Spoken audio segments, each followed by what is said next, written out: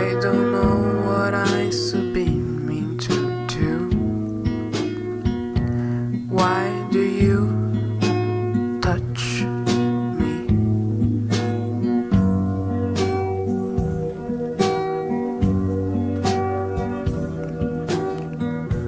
Why do you try to say?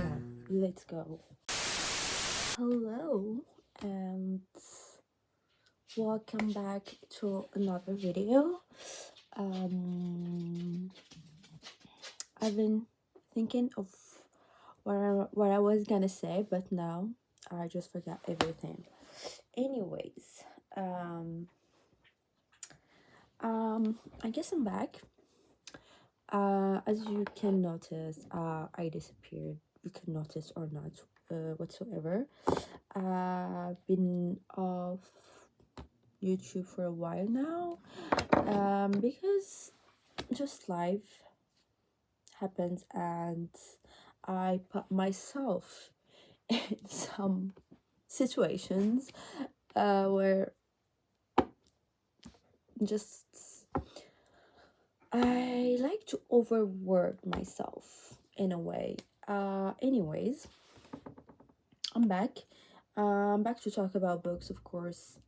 Take you to see some sceneries, that's what I like to do. I really like adding music. I used to enjoy this so much when I was a kid, when my parents used to log off the internet, so I had nothing to do except making collage like a video of bunch of pictures, family pictures, and add sounds to it and enjoy this. And I still enjoy this, except now I can't post it on the internet so strangers can watch these videos. But I love this activity and I really miss it. And just as I said, I just put myself in some situations where I like to overwork myself. Okay, so as you might know or might not know, I have a full-time job in software engineering, and I started a new bookshop on Instagram for my Moroccan villas. So I had to organize all the logistics and the stocks stuff. And I'm doing this with my brother. And you know how it is. You can imagine how it can be with your siblings, but you know. And I have a book club and I love this so much. It's the only place where I can but still I have to manage the monthly meetups and the books suggestions and stuff, designs. But it's also something that I love. And the thing that I added to myself is master degree. So in October, I started a master degree in AI engineering. So it takes a lot of time of my life. And it's a lot of mathematics, a lot of data, a lot of cleaning of data, a lot of expectations. You have, yeah, you know how it is. But the projects that I'm working on, they are so interesting, honestly. Like for example, the first project I worked on was the segmentation and analyzing of pictures that influencers were on social media. So I had to use an model in an API so I can analyze and predict the trends that will be happen in the few next months, so that brands can prepare themselves based on what influencers were. So interesting, right? The second project now I'm working on is about um, the fires that happened in forests during summer in France. So I have to predict how much wood, how much tree could be burned during the next summer, something like that. You have a lot of that data, and you have to clean it and analyze it and model it. Anyway, it's a lot of things. Okay, it's just like a lot of my energy, but this is not a tech channel. Okay, this is books, literature. um this is the channel is for, right? So what I've been doing, it, what was like, I cannot speak anymore. The question you're gonna ask me, yeah, welcome back. This channel is for books, literature. Have you been doing any of that? Good question. Thanks to my friends, I've been doing some cinema clubbing, been attending some concerts. I went to Tamino concerts, and it was crazy. I went to Hoba Hoba Spirits concerts. It's a Moroccan band, but I had never had the occasion to go.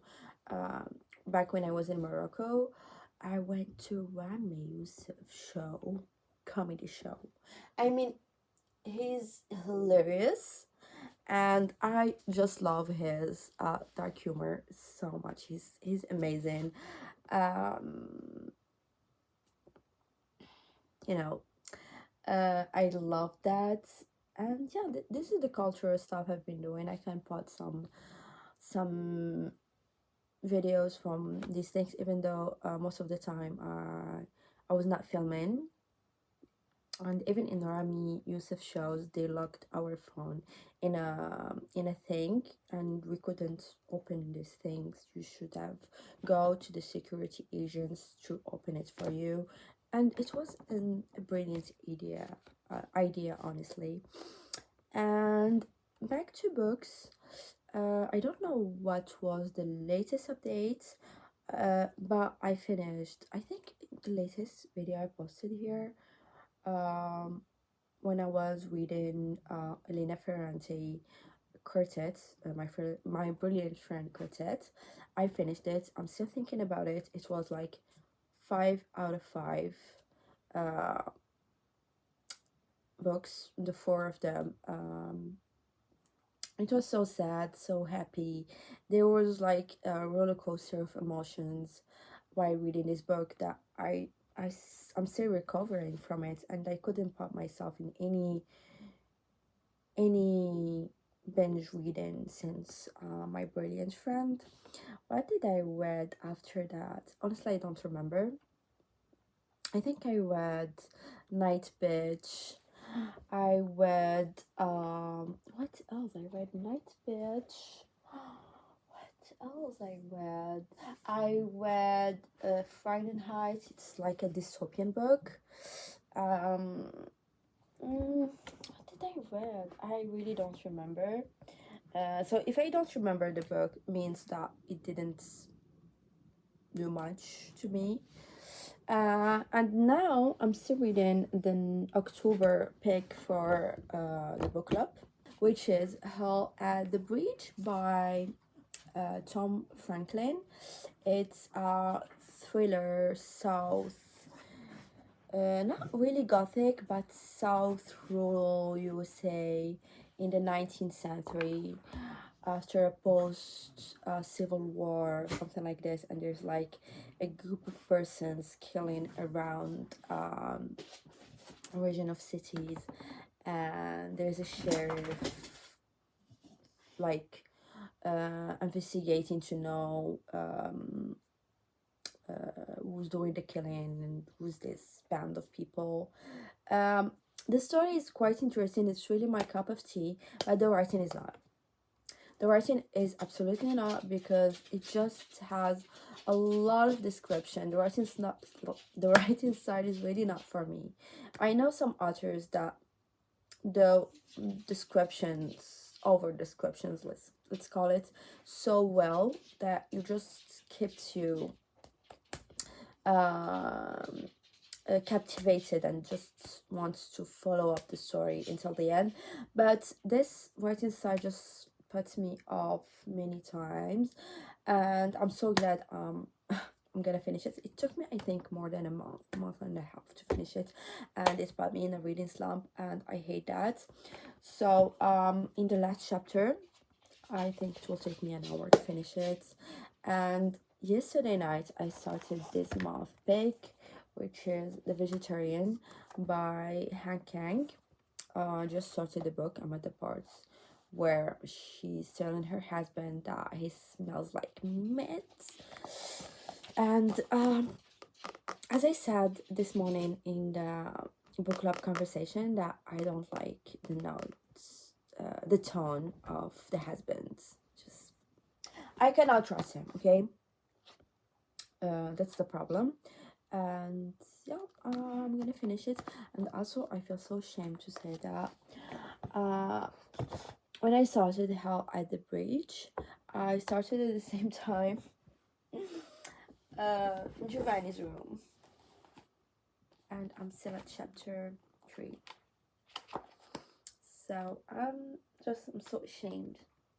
I respect this man. I watch a bunch of his interviews and documentaries, and I respect his ideas.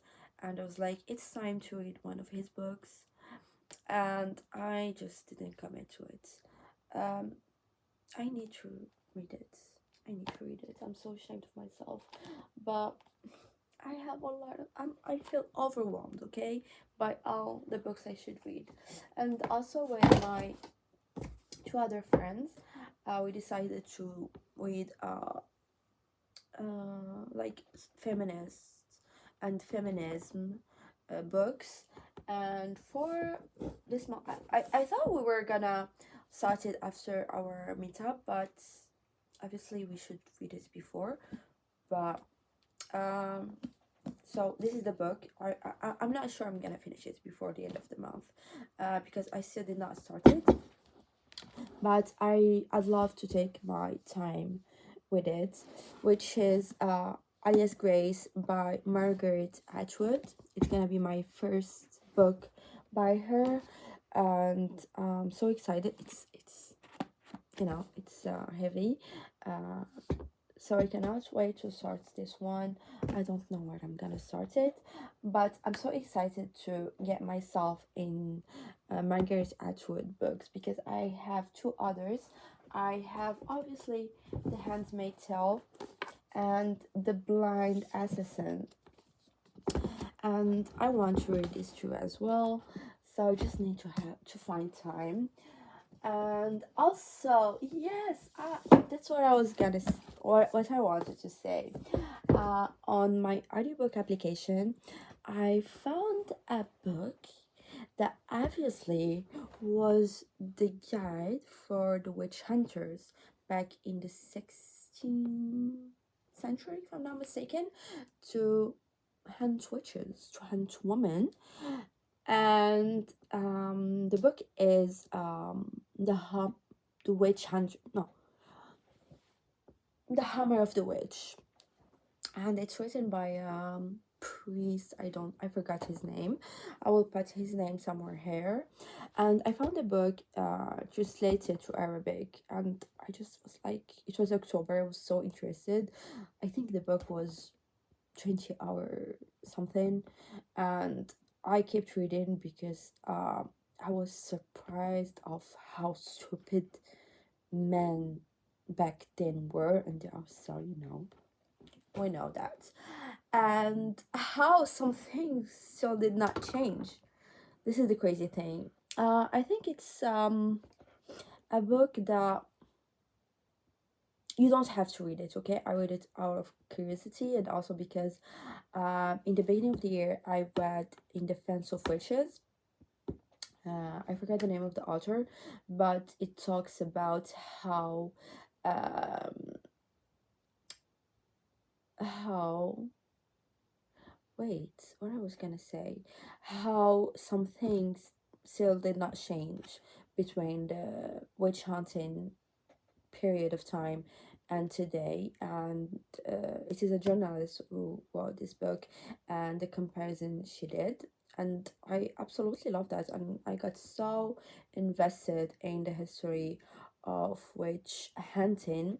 So when I found this one, which is the guide, how to know if this woman is a witch, it depends on what she did, how we gonna uh torture her or kill her or judge her, and how for wizards, men who does witchcraft, how they used to give them just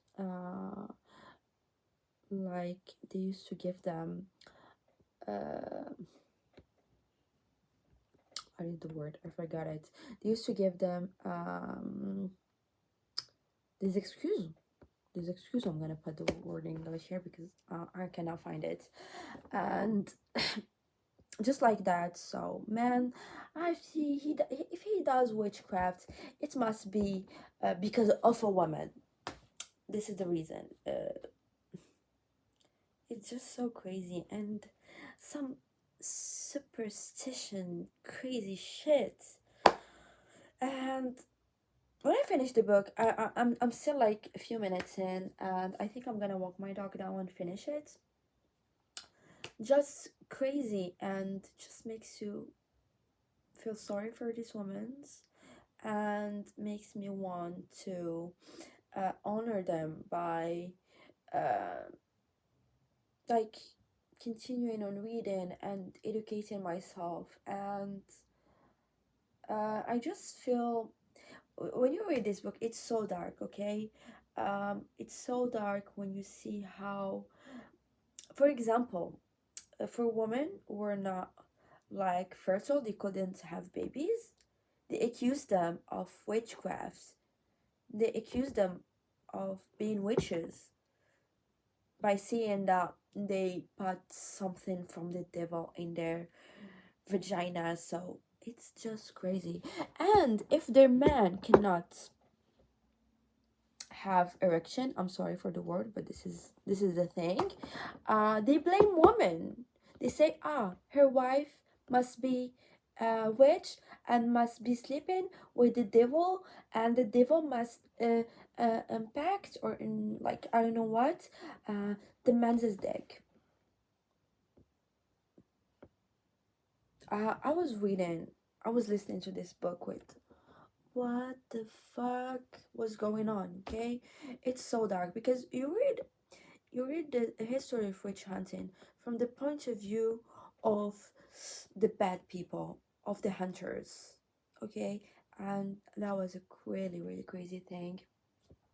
Okay, to finish this here, also, I was gonna read Catabasis by Eric Kwong, but since she outsmarted me while I was reading Babel didn't like it as much as reviews on the internet, because I didn't like the magic system. I found it was missing some things, was not explained well, and there were some plot holes that I didn't like at all.